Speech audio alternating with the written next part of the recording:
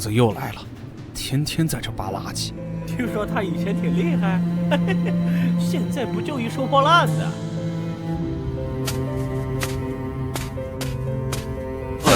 拿进来啊！今天上交的废铁税呢？昨天交过了。那是国城的规矩，新规定每日上交5公斤纯净金属。你们队长没告诉你们这片废墟是谁清理出来的吗？谁？你吗？别逗了，现在是末世第7年，旧时代的英雄早死光了，你现在就是个废物。末世第7年，人类在铁穹城里苟延残喘，他们以为安全了，却忘了是谁把怪兽挡在城墙外3年。是比基古斯兽，快跑！吵死了！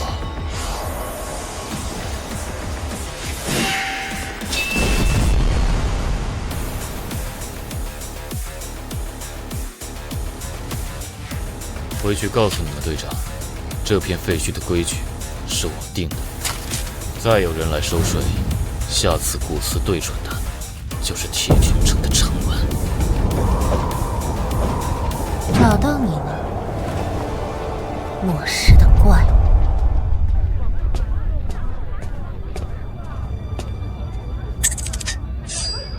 哎，苏小姐，今天怎么有空来我这儿啊？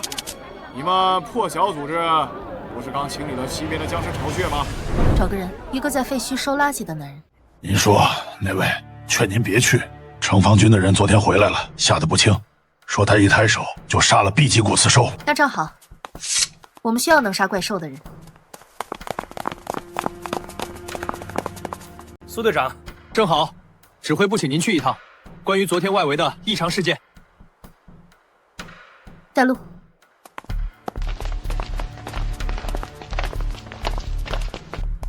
苏队，解释一下，你们破晓组织的人为什么在未经授权的情况下接触高危目标？王指挥官，第一，陈进不是我们的人；第二，据我所知，是你们的人先去找他麻烦，还违反了废墟区免税协议。苏队长，这是陈进的档案。3年前他是 S 级异能者，但血月之战后异能退化，被评定为 D 级。现在他突然展现至少 A 级实力，这很危险。危险的是城外越来越多的 A 级怪兽，还有1个星期后的兽潮预报。铁穹城的防御系统挡不住3头以上 A 级同时冲击。所以你想招募他？你知道他3年前为什么退出城防军吗？因为他拒绝执行清剿难民区的命令，因为他不愿意对同样是人类的人开枪。那是为了防止僵尸病毒扩散，难民已经被感染了，但他们还没变异。陈进的选择是独自进入感染区，找出病毒源并销毁，救了400人，而你们的选择是炮火覆盖。我会去接触陈进，不是为了你们，是为了铁穹城里还想活下去的人。如果你们想阻止，先想想昨天那3个骨刺，如果对准的是这里，你们有谁能挡得住？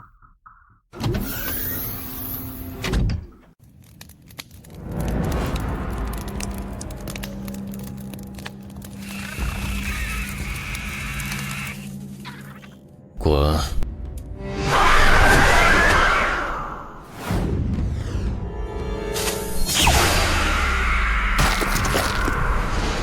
说了吵。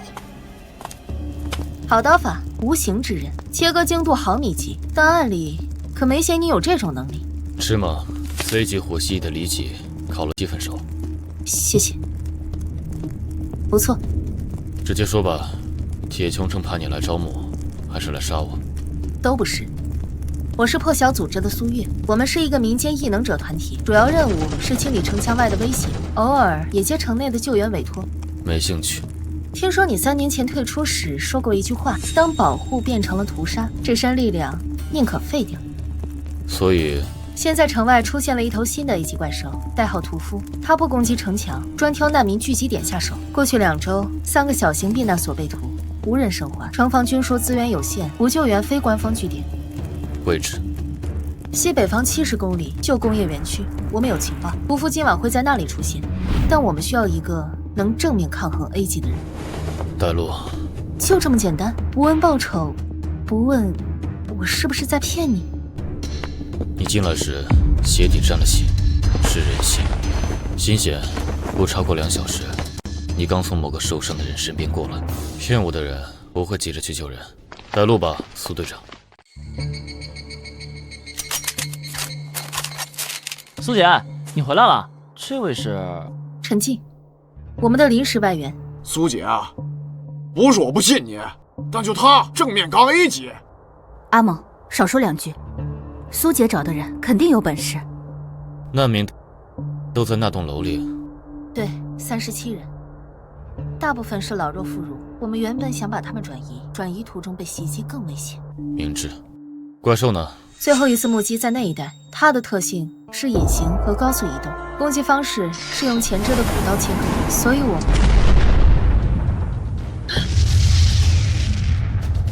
他来了，比预计早了1个小时。进了！掩护难民，陈静，你。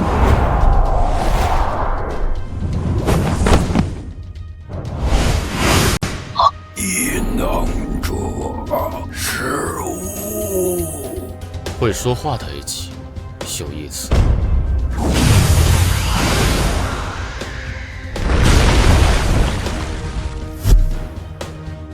我操！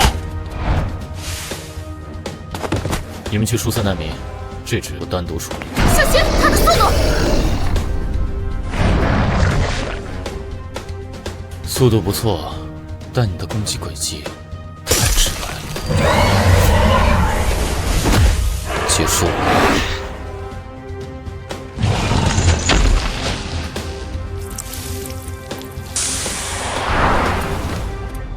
解决了，下次找点更强的来。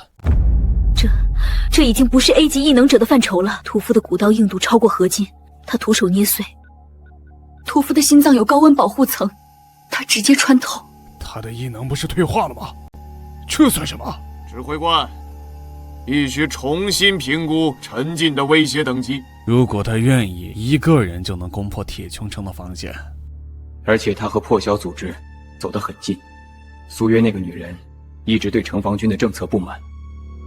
如果他们联手，错了。现在的问题是1个星期后的收潮，我们需要能对抗 A 级怪兽的力量。陈进是目前唯一确认能秒杀 A 级的人。可他不会听我们的。3年前的那件事，那就换个方式。他不是在乎难民吗？通知下去，加强外围难民区的防疫检查，任何疑似感染的人集中隔离。指挥官，这样会激起民变。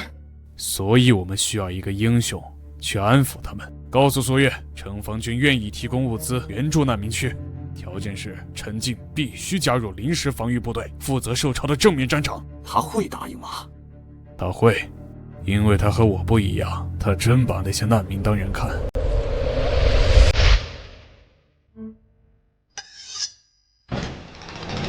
城防军找你了。你怎么知道？你脚步比平时重了3分，呼吸频率乱了1次。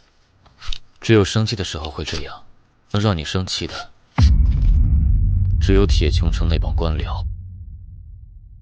他们用难民区的物资配给做筹码，要求你加入城防军临时编制，负责受潮正面防御。你怎么会？我说需要问你，但陈进，这是个陷阱。他们想把你绑在正面战场，消耗你的力量，甚至可能在战场上背后捅刀子，或者让我和兽群同归于尽。你知道还……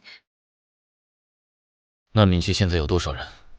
大概2000，大多是老弱，没有自卫能力。受潮来袭时，城防军会优先保护内城，难民区是其次，对吧？我加入，但我有条件。第一，我要难民区所有人暂时进入铁穹城内避难；第二，我要战场指挥权，城防军必须听我调动；第三，破晓组织作为我的直属小队，不受城防军节制。他们不会答应的，指挥权不可能给你。那就让他们自己对抗受潮吧。告诉他们，条件不接受，我就带着难民区所有人现在离开铁穹城范围。你猜？那些依附铁穹城生存的小型组织，听说我能秒杀A级，还愿意保护难民，会不会欢迎我？你这是逼宫啊！末世第7年，人类还在内斗，真无聊。告诉他们，明天中午前给我答复，过期不候。他就是那个秒杀埃及的怪物？看着不像啊，瘦的跟竹竿似的。你懂什么？3年前，他是城防军第1高手。经城防军指挥部决定，特聘陈静为临时防御总指挥，负责本次受潮防御战。同时，难民区民众将暂时安置在内城西区。凭什么？一个退役3年的家伙骑我们头上？哎，小声点，他能杀一姐，杀你跟玩似的。我知道你们不服，没关系，受潮还有5天，这5天我会在城外废墟区建立3道防线，所有愿意跟我出城布防的人，无论出身，无论异能等级，都可以来。不敢出城的就留在城里，但闭嘴。陈静，别太过分。王指挥官，你有意见，现在可以跟我出城，我们比划比划。你赢了，指挥权归你。末世到了第7年，很多人忘了，城墙不是保护你们的，3年前不是人一命堆出来的。现在城墙外怪兽又来了，你们可以选择躲在城里等死，或者跟我出去把他们杀光。愿意来的跟上，怕死的留下。指挥官，我们就这么让他去，等他死在城外，一切还是我们的。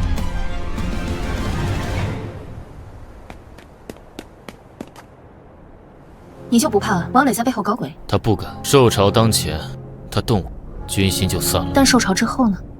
之后，如果我能活着回来，他就不配当我的对手；如果我回不来，这些事也没意义了。你好像不怕死。我怕的是死的没价值。3年前我怕过一次，所以躲了3年。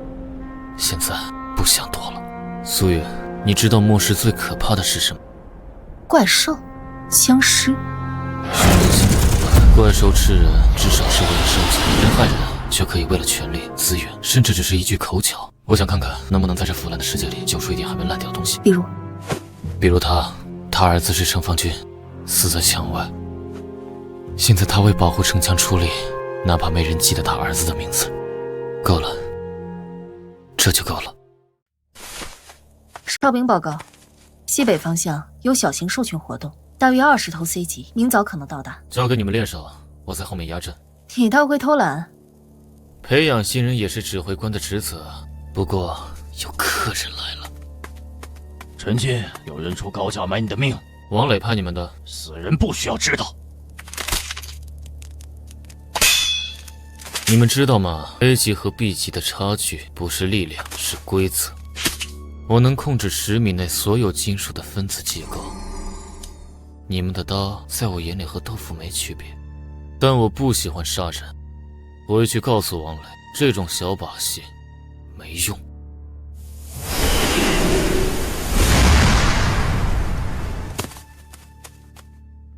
刚才什么动静？几只老鼠赶走了。需要我去查吗？不用，他们还会来的。下次就不是这种杂鱼了。王磊，你就这点手段，真让我失望。怎么样？失败了。他比情报中更强。初步判断，异能至少 S 级，且能力类型未知。S 级？怎么可能？3年前他明明退化。3年前的血月之战，所有参战者都出现了异能波动，有人退化，也有人进来。指挥官，如果他真是 S 级，那我们受潮还有4天，必须在那之前解决他，不惜一切代价。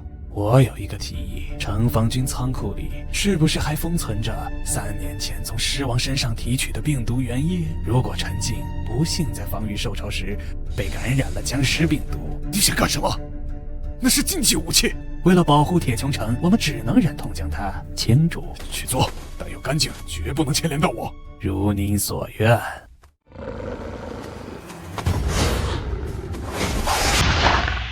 小李，左边3只，阿猛火力压制。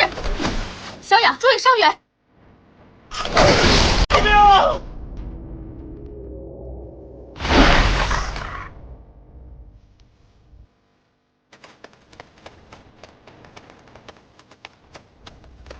你刚才出手了？只救了一个必死的人，其他都是你们自己解决的。他们需要信息，你救了人，他们会更信任你。信任不是靠救几次命就能建立的，是靠一起活下来。不得劲。怎么了？受潮应该还有3天，但空气里的腥味越来越浓。有东西在提前靠近。苏姐，东边有大家伙来了！这是 A 级工程兽，兽潮的先锋，他怎么会提前出现？人员，一级战斗准备。你们退后，这个你们对付不了。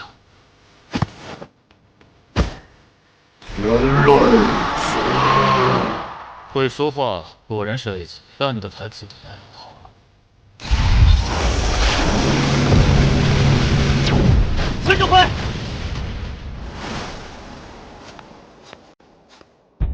温度不错，可以烤肉了，但穿透力不高。你的骨刺还给你，该我了。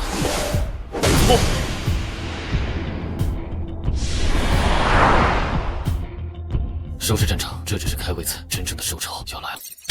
这根本不是 S 级，这是怪物，所以必须尽快执行计划。明天兽潮前方正式抵达，我会把病毒原液混入补给物资送到防线。只要陈静接触到，它就会在24小时内变异。但病毒原液不稳定，万一扩散，那正好，就说陈静感染后发狂，攻击防线，导致病毒泄露，我们被迫清理整个废墟区，包括所有志愿者，一劳永逸。那些志愿者里有城防军的人，为了铁穹城的未来，必要的牺牲。指挥官，你想清楚，是让一个不受控制的怪物活着，还是彻底解决隐患？去做，但我要绝对保密。放心，我会亲自处理。陈静，有件事我必须要告诉你，我查到一些线索，王磊可能要对你不利。知道昨天的袭击者，今天的工程兽提前出现，都太巧了。你不怕？怕有用吗？而且我有预感，他的手段不止这些。我会加强警戒，所有送来的物资，我都会亲自检查。苏月，如果有一天我必须站在铁穹城的对立面，你会怎么选？为什么这么问？末世里，人总在选边站。你选的是破晓，是保护弱者；我选的是心里还没烂掉的那点东西。但王磊选的是权力和统治，我们迟早要对上。我选择我认为对的事。如果铁穹城变成了需要被推翻的东西，那我就是叛军。好，记住你今天的话。苏姐，陈指挥，城防军的补给车队到了。苏姐，陈指挥，城防军的补给车队到了。我去检查。小心点，我有种不好的预感。苏队长，这是指挥部特批的强化弹药和医疗物资。王指挥官说前线辛苦，我要开箱抽检。请便。苏姐，没问题。太正常了，反而可以。苏队长，检查完了，那我们可以卸货了吧？兄弟们还要赶回去。等等，所有箱子全部打开。苏队长，这不合规矩吧？这么多箱子。我说，全部打开。怎么了？陈指挥，苏队长要全部开箱检查，但这会耽误时间啊。有发现？没有，但直觉不对。这个箱子谁负责的？我亲自装的。好啊。这是什么鬼东西？僵尸病毒原液，用惰性金属外壳封装，一旦打开或者受到剧烈撞击，外壳破裂，病毒就会扩散。不是我不知道。谁给你的？是一个蒙面人，他给了我一笔钱，让我把这个箱子混进来。他说只是给陈指挥一点教训，我不知道是病毒。蒙面人在哪儿？我不知道，他只在黑市出现。滚回去告诉王磊，他的手段我见识了。下次我会亲自去指挥中心找他谈谈。这个怎么处理？病毒怕高温，正好我最近对温度控制有点心得。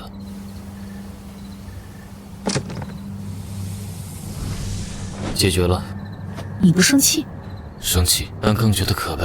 兽潮当前，人类的高层还在想着内斗。等兽潮结束，我会跟王磊好好算这笔账。现在先准备迎接真正的敌人。这怎么打啊？所有人记住你们的阵地，记住你们身后是铁穹城，是2000万人，也记住你们不是一个人在战斗。今天我们会死很多人，但今天我们也会让这些畜生记住，人类还没到灭绝的时候。开火！第一道陷阱带激活。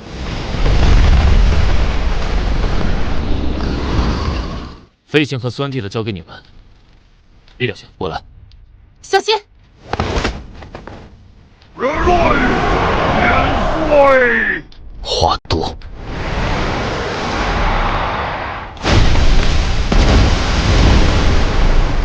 不可能！我说了 ，A 级和 F 级的差距是规则，而我恰好懂得一点规则。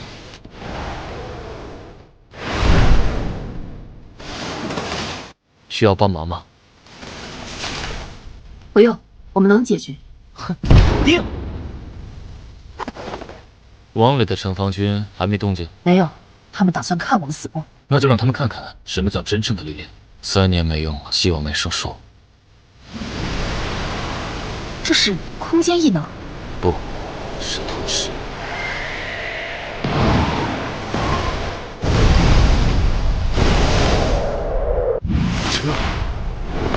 这是什么怪物？陈进，你受伤了。旧伤，3年前血月之战留下的，这能力不能多用，会反噬。全体反击的时候到了，追杀10里，一个不留。你刚才吐血了。小问题，比起这个，我更在意王磊的反应。受潮解决了，现在该解决内患了。追击部队回来了，受潮残余已清理干净，短期内不会再有大规模袭击。伤亡，重伤17人，轻伤43人，死亡9人，都是志愿者，没有破晓成员。把阵亡者的名字记下来，他们的家人也会由我负责。你要怎么负责？你现在连个固定住处都没有。很快就有了。王磊以为躲在城墙后面就安全了，他忘了，城墙防的是怪兽，防不住我。你要现在进城？城防军还有2万兵力。2万？刚才受潮来袭时，他们一兵一卒都没出。你觉得那2万人，有几个愿意为王磊拼命？所有人原地休整2小时，医疗队优先救治重伤员。愿意跟我进城的，收拾装备；不愿意的，可以留下清理战场，或者自行离开。我不强求。陈指挥，我跟你去。我兄弟就是昨天被病毒箱子害死的。我也去。王磊那混蛋根本不把我们当人看。送我一个。好，2小时后城门集合。指挥官，这根本不是人类能做到的，它到底是什么？不管它是什么，它现在要进城了，传令下去，关闭所有城门，启动一切防御。可是城墙能挡住它吗？挡不住。根据能量读数分析，他刚才释放的吞噬力场，放置强度足以在30秒内溶穿城墙。那怎么办？你有办法吗？有一个提议，您主动打开城门，以最高规格迎接英雄归来，当众向他道歉，承认病毒箱子是下属擅自行动，您完全不知情。你让我向他低头？这是唯一能保住您性命和地位的方法。他现在民心所向，武力无敌，硬碰硬，您会死得很惨。指挥官，他说的对。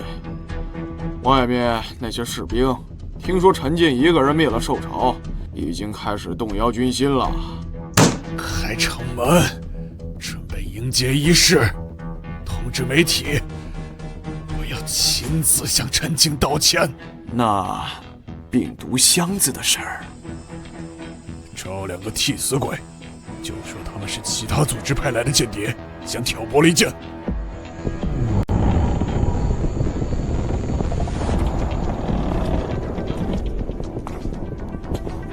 陈进，欢迎回来，你是铁穹城的英雄。关于之前补给车队混入病毒箱子的事，我已经彻查清楚了，是2个被敌对组织收买的叛徒所为，他们已经被就地正法。我代表城防军向你、向所有前线勇士致以最诚挚的歉意。王指挥官大姐，陈进太厉害了，一个人就打退了受潮，这下铁穹城安全了。他在演戏，想用舆论绑架你。我知道。王指挥官，你演技不错。陈姐，我是真心道歉。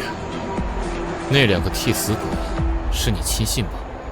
我昨天还见过他们。你说什么？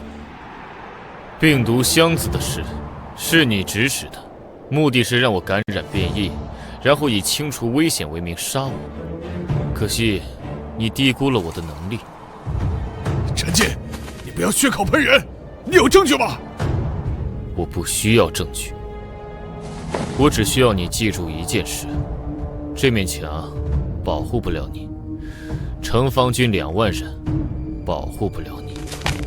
你能活着站在这里，是因为我现在不想杀你。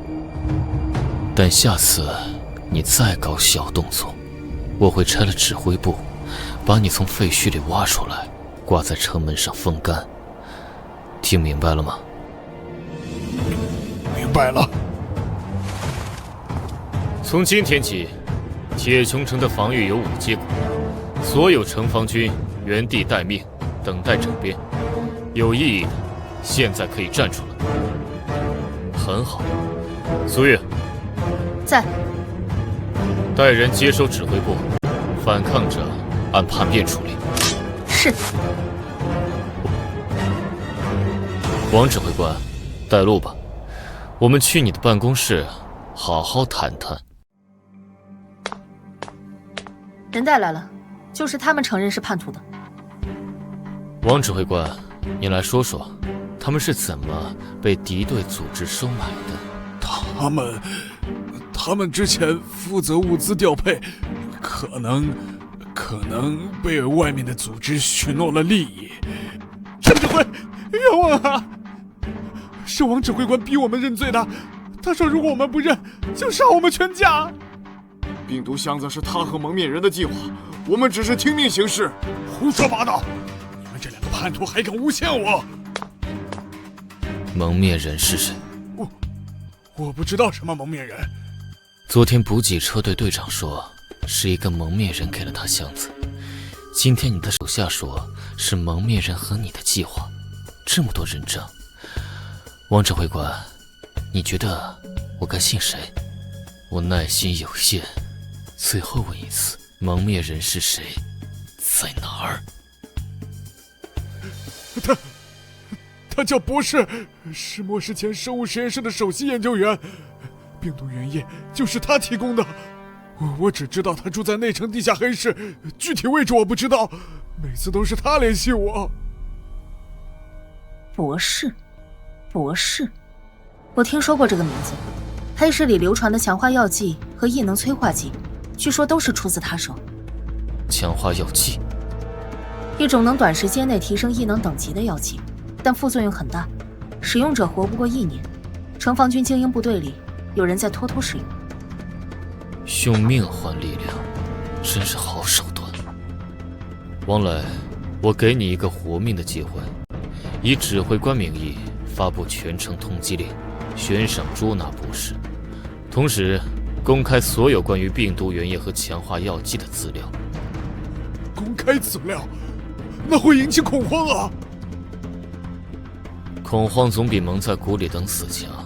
还有，城防军指挥权正式移交给我，你将为副指挥。陈进，你别太过分！我在铁穹城经营了7年，所以你现在还活着。再啰嗦一句，你就去陪兽巢里的那些怪兽。苏月，派人去黑市查博士的下落，记住，我要活的。明白。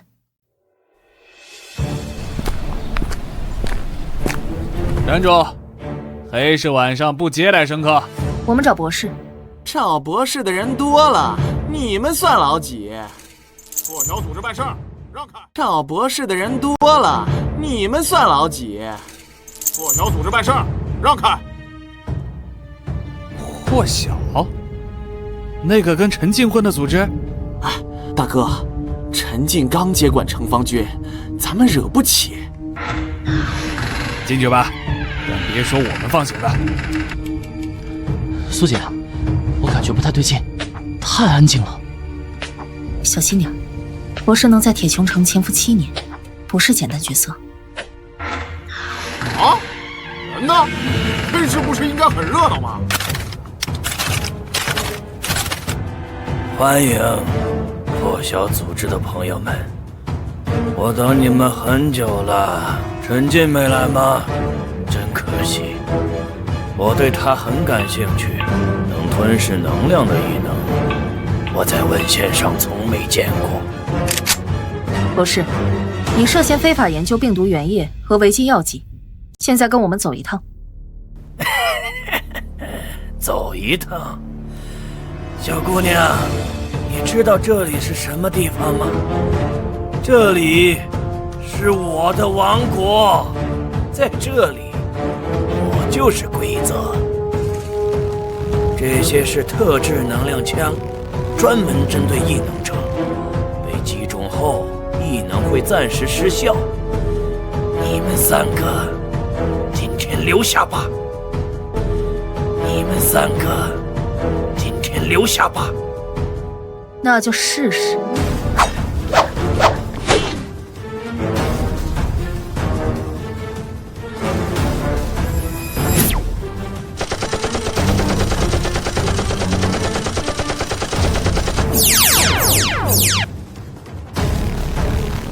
真能抑制异能？抓活的，那个用刀的女人，我要研究她的速度强化基因。陈指挥，苏队长他们的信号消失了，最后定位在内城地下区域。具体位置？黑石入口附近，我们尝试联系，但通讯被干扰。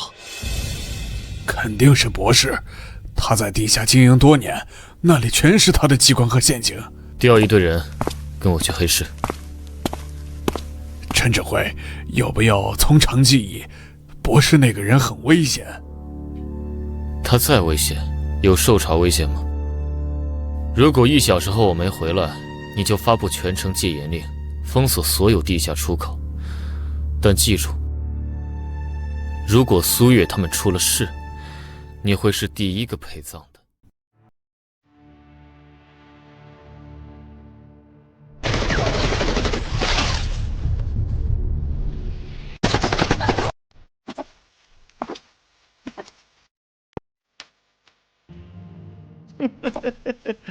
精彩，精彩！破晓组织果然名不虚传。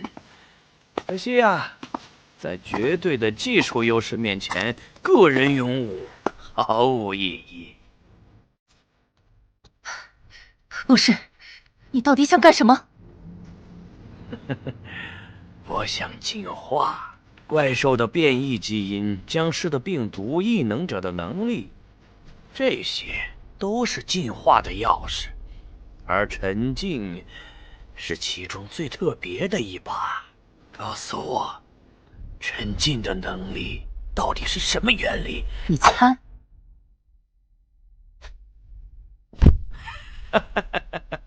啊，忘了说了，我身上有个人防护立场，背击一下的攻击无效。哼，算了，等抓住陈静，我自己研究。上面有人在砸穿地面。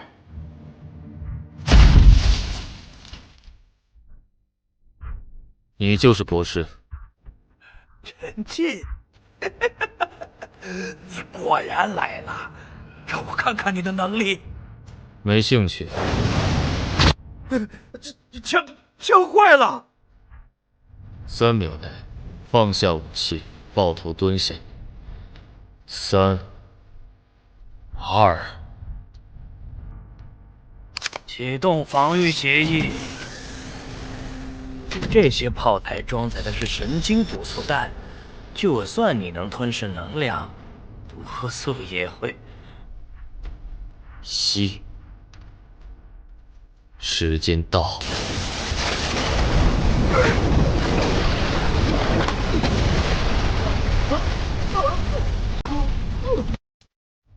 立场，我的立场。就这个，现在我们可以好好谈谈了。关于病毒原液，关于强化药剂，还有关于3年前的血月之战，你到底知道些什么？名字？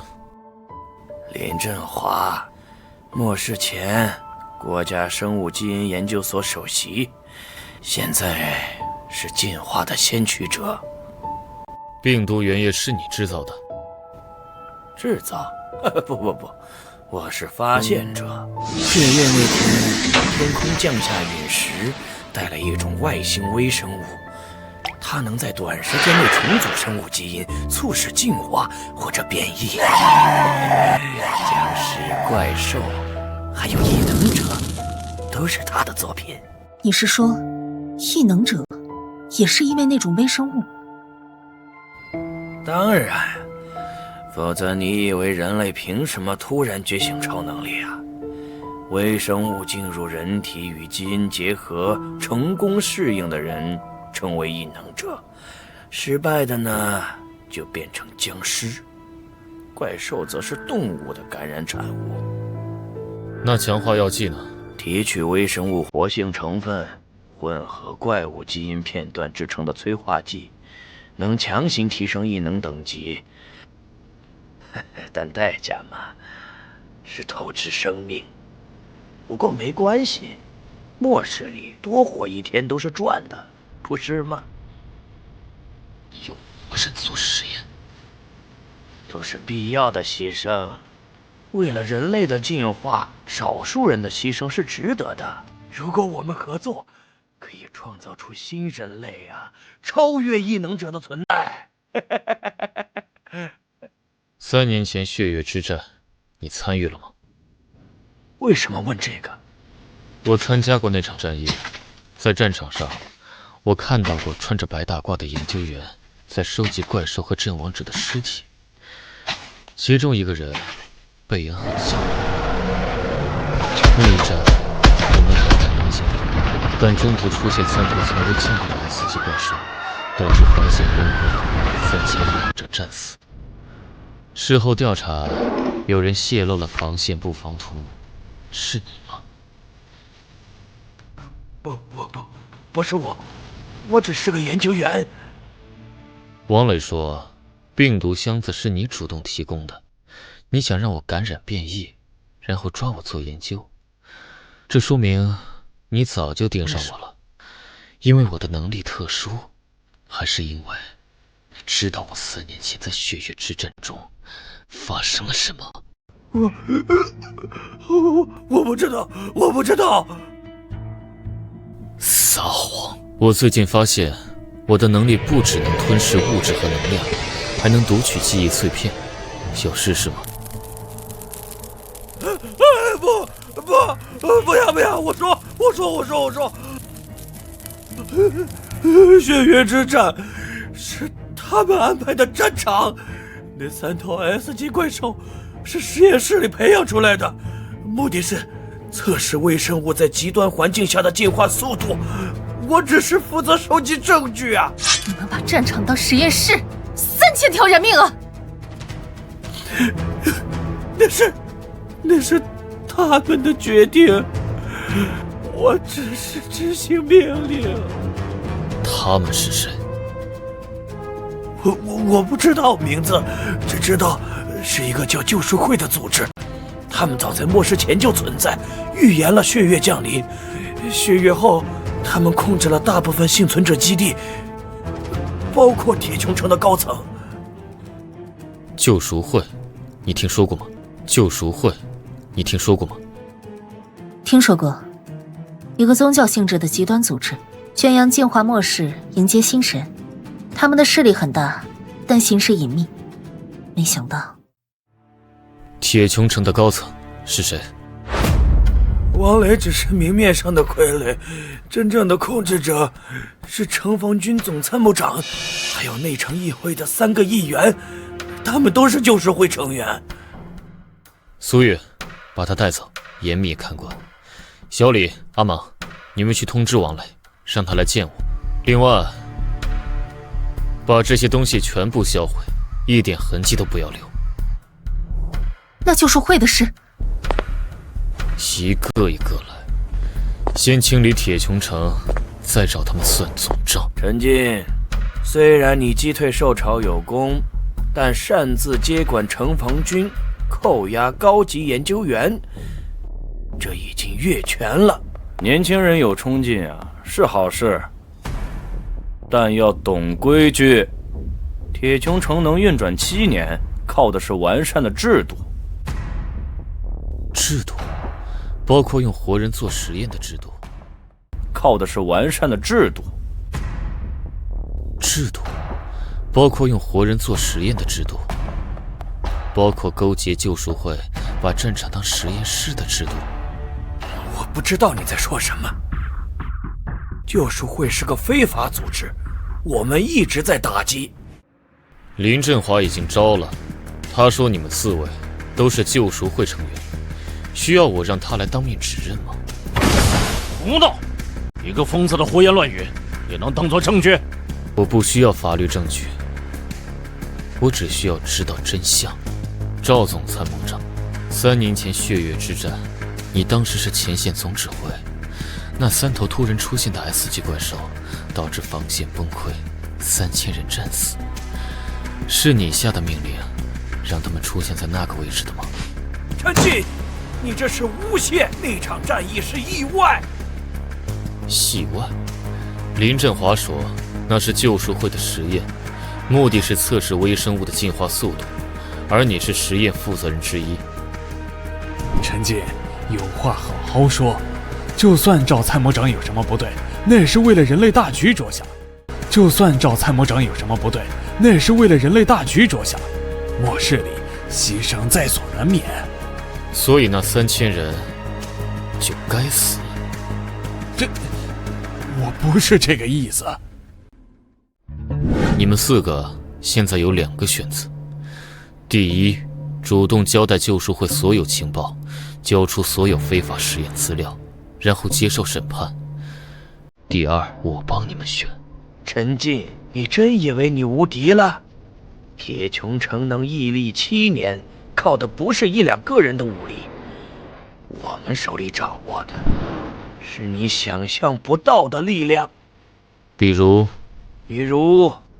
内城地下的最终防御系统，一旦启动，整个铁穹城会进入封闭状态，所有能源供应切断，通风系统关闭，外面的人进不来，里面的人也出不去。他在威胁，如果我们动他，他就拉全城人陪葬。明白了，所以你们是打算选第2条路？那就别怪我了。明白了，所以你们是打算选第2条路？那就别怪我了。那就别怪我了。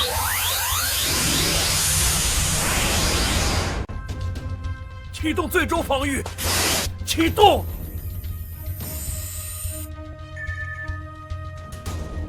忘了说，来之前我让王磊切断了内城所有非必要系统的能源。你说的最终防御，现在只是一堆废铁。王磊，你敢背叛我们？我只是想活命。最后机会，救赎会的总部在哪儿？首领是谁？你永远别想知道，救赎会的力量远超你的想象，他们会为我报仇的。是吗？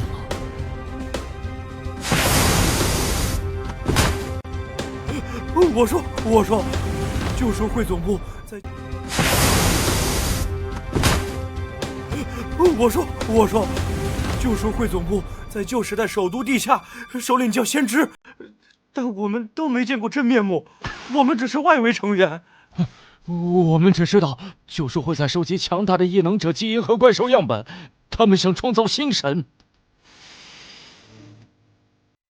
新神？林振华说的进化，原来背后是救赎会。把他们都关起来，分开审讯，核对突破。是。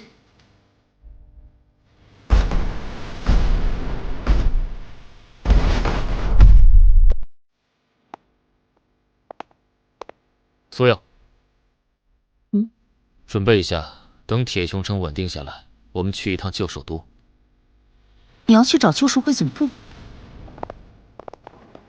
他们拿人命做实验，还想创造什么新神？这种组织不该存在。而且，我有种感觉，3年前血月之战发生的事，和我失去的那部分记忆，答案都在哪？3年前血月之战发生的事。和我失去的那部分记忆。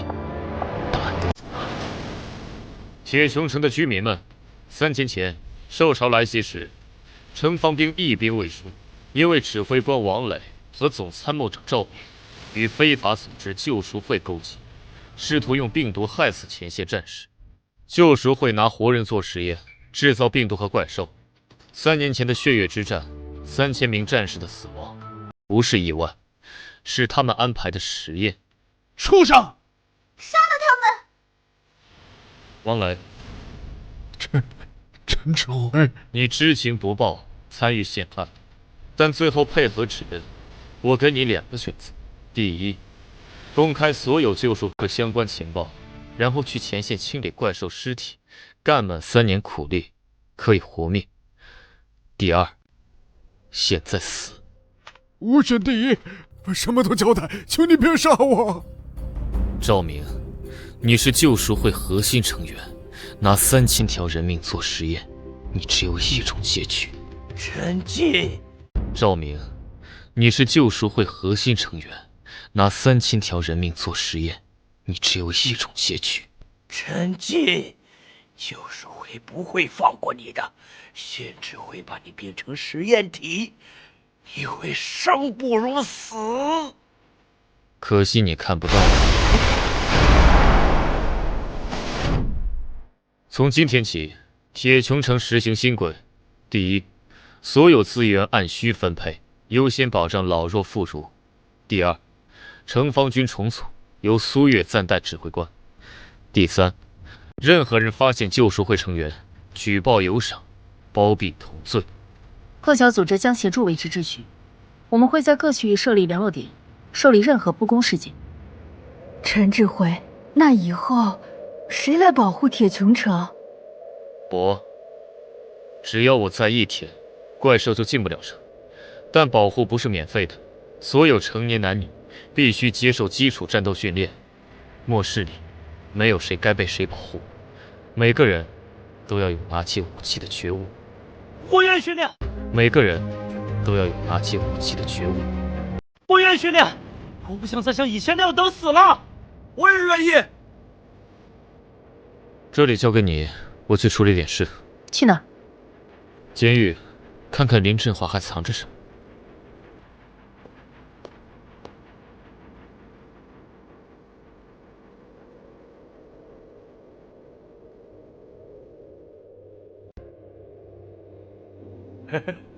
陈进，你来了，考虑我的提议了吗？我们合作可以创造新人类。救赎会的先知长什么样？我没见过真面目，他总是穿着黑袍，戴着金色面具，声音经过处理。但我知道一件事，他不是人类。什么意思？3年前血月降临的那一天，先知就已经存在了。他说自己来自另一个世界，血月是他开启的进化之门。异能者、怪兽、僵尸都是进化过程中的不同分支。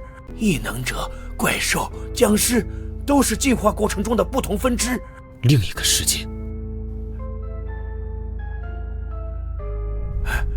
可能是外星，也可能是平行宇宙，我不知道。但他掌握的技术远超末世前的水平，他能直接改造生物基因，甚至融合不同物种。先知在旧首都地下，具体位置？旧国家档案馆地下300米有一座末日堡垒，那是救赎会总部。但我劝你别去，那里有先知培养的神卫，每一个都有 S 级实力，而且没有痛觉，没有恐惧，只会执行命令。神卫有多少？我不知道具体数量，但3年前血月之战出现的3头 S 级怪兽，那就是神卫的试验品。还有什么要交代的？陈进，你的能力很特别，我能感觉到你体内的微生物活性远超常人，甚至你在反向控制它，这在理论上不可能啊！甚至你在反向控制它，这在理论上不可能啊！先知一定会对你感兴趣，如果你去旧首都，那等于是自投罗网。那正好，我对他也很感兴趣。陈进，如果你先抓到先知，留他一命，他的研究是人类的未来。人类的未来不需要拿人命换。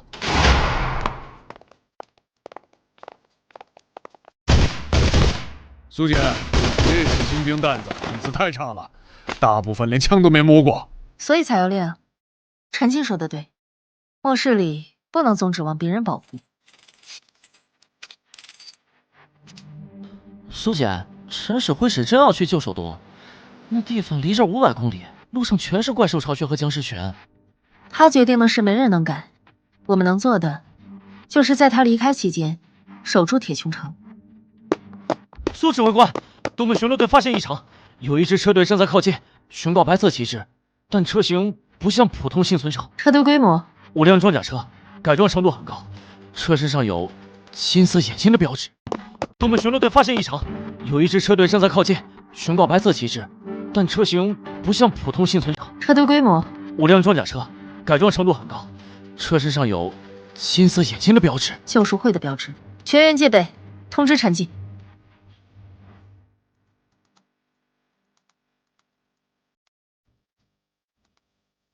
陈进先生，久仰大名，我是救赎会外务使，代号白鸽。来送死的？不，来送礼。先是听说了您在铁穹城的壮举，非常欣赏，特意派我送来一份礼物，表达友好。这是最新研发的进化药剂3型，无副作用，能永久提升技能等级，1支就足以让 B 级晋升 A 级。这10支是我们对铁穹城新秩序的贺礼。别信，肯定是陷阱。条件，先知希望与您合作，铁穹城可以成为救赎会的盟友，享受技术共享和资源支持。作为回报，我们只需要您提供一点血液样本，用于科学研究。